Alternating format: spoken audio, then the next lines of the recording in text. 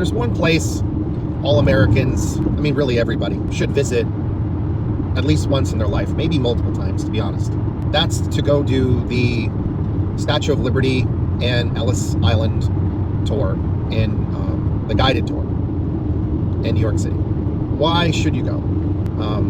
Because that tour illustrates what America is and what we must continue to be. I mean, the story is so many of our people, both poor and wealthy, and they go into the differences in how people are treated based on their wealth, which is still true. I think that still should be addressed, obviously.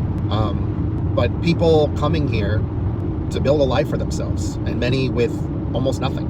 And the beautiful part about that was, like, they just came. As long as, like, you know, there's some, like, health checks and stuff like that, but it's for, like, a very, I don't know, small fee or nothing.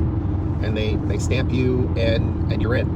Honestly, I kind of wish we could get back to that. Like, that gets everybody rights, that gets everybody documented in the system, and that starts you on your path. And, you know, so long as you don't run afoul with our laws, you know, then we'll deal with the legal system. But it's a great story, and, like, just being in the city it's an amazing thing. Like, when you go to probably one of the greatest crown jewels of a city that is New York City, it is such an amazing place. I know a lot of people talk terrible things about it, but that's, I think, mostly because they've had a false image of New York City painted for them. It's a wonderful place, and it's a wonderful place because of this pride of, like, this is the heart, the beating heart of liberty and justice for all as an idea, of life, liberty, and the pursuit of happiness, of having some grit and being able to survive in a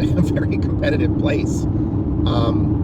But it's a city of so much character. There's so many people from all walks of life in New York City making it the amazing place that it is.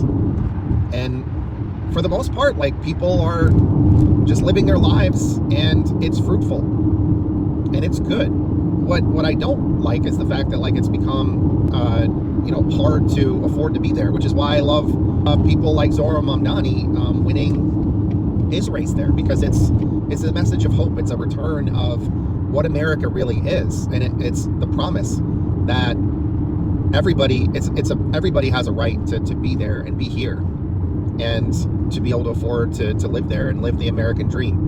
I mean, in a way, it's kind of like a return of the promise of the American dream, because that's really all we have to do. We have to change some things like tax policy and election law, and some things that relate to affordability. You know, have the government actually serve its people much better, rather than just giving handouts to the rich all the time.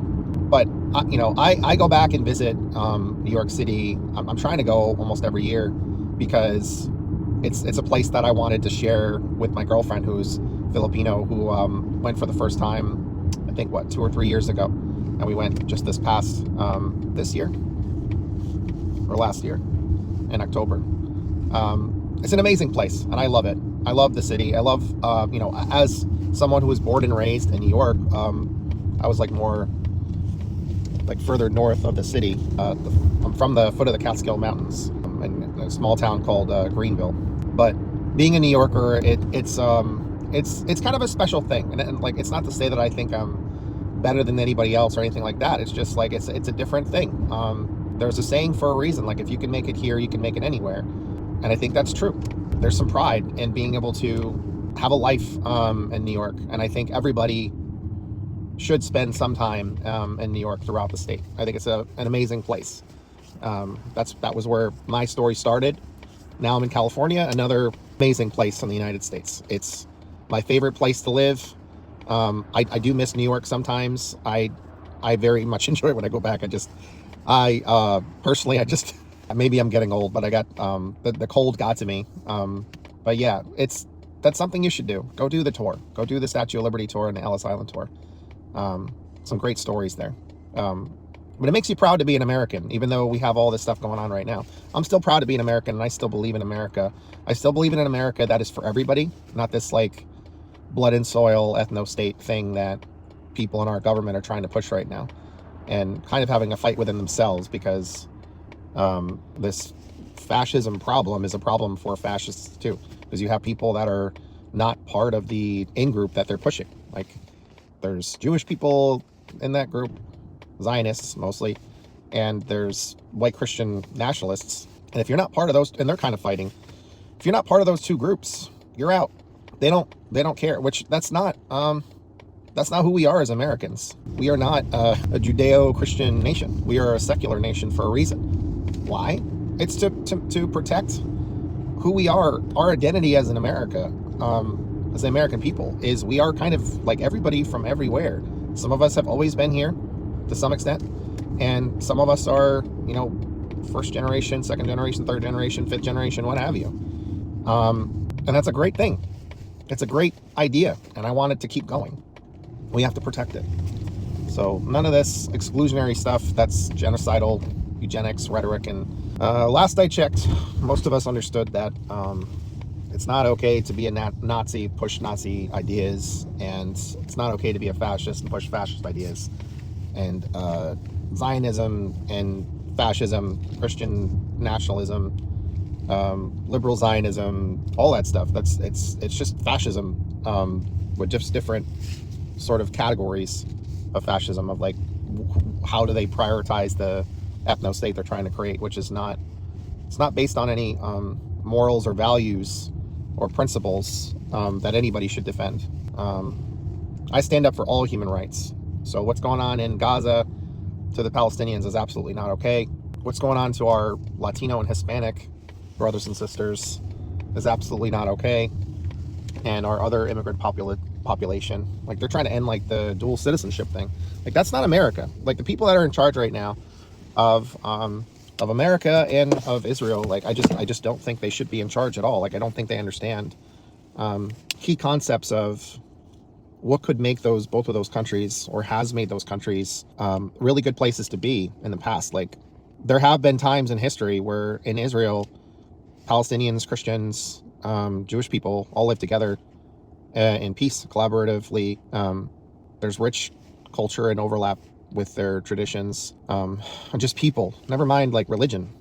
All the Semitic people there, that they can live together as one. We've seen that all around the world.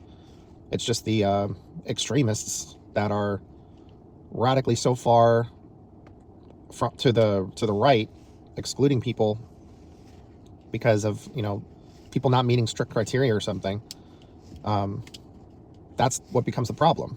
It's the right-wing extremism is what is generally the issue we've seen all over the place. And it's the same problem in the United States right now. There's a tiny, well, it's bigger than I want it to be, but it's still a small percentage of the population are people that are like Christian nationalists, that are part of this project. And then you have the other, you know, techno-feudalists and white supremacists, kind of the same problem, that just hate other people. And the majority of us in the world, I think, just want to live and peacefully coexist and recognize that we can all get our needs met when we work together. And, you know, if you want to practice your religion, you do that stuff privately, you do your thing, you have your spaces, but targeting other groups is not, it's not okay. Hate crimes are not okay. Doing violence against other people is not okay. Just basic, like, international law, basic morals, ethics, values. I'm a secular humanist, agnostic atheist, so I mean, I question any ideology that will just target other groups as if they're not human beings like me. I see all people as human beings. I've served with so many different people, and I've operated under multiple like ethics codes, and I stand up for anybody who is doing their best and they're not acting like a threat to other human beings. It's not that hard to get there. It's just we have to have the ethics, but having a core understanding of like who we as human beings are. And that's like, that's what I got from visiting the Statue of Liberty in Ellis Island. It's just this idea of wherever you're from, come, you're welcome. We'll accept you. You're tired, you're poor, you're huddled masses. rich and poor. Everybody could come, and we accepted them. And I wish that was the attitude we had now, because we all benefit from each other. And the people that are kind of causing the problems nowadays are the ones that have too much money and too much power, and they've kind of lost their humanity, because they're in like a tiny group of people in their own little bubble, and they're distrusting. Like, fear messes with you, power messes with you, too much money messes with you, and becoming like having too extreme views, too much of a constrained perspective, very limited lens to look at the world through, is a problem. And obviously, like other like mental illness, but I'd say having too much wealth is definitely a mental illness. I think it makes people sick. Okay, I gotta go. Take care, guys. Bye.